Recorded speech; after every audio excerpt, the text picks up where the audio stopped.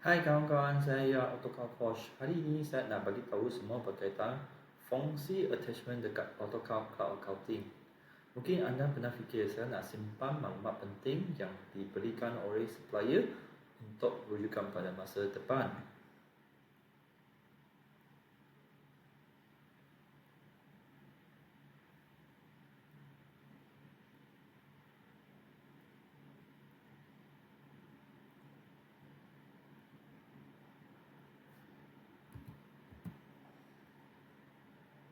Okey, dekat sini ada satu button attach new file.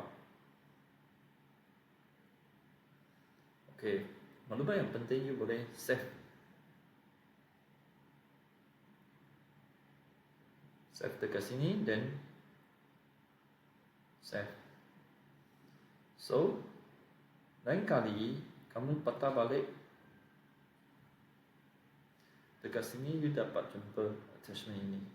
You nak download? Okey, documents itu sudah download. Okey. Kamu nak simpan dekat tempat lain, example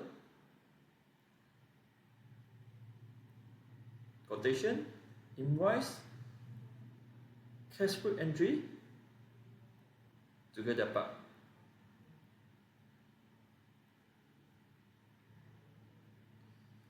Bawah sini ada attachment punya column. Jadi sesiapa yang berminat boleh hubungi saya.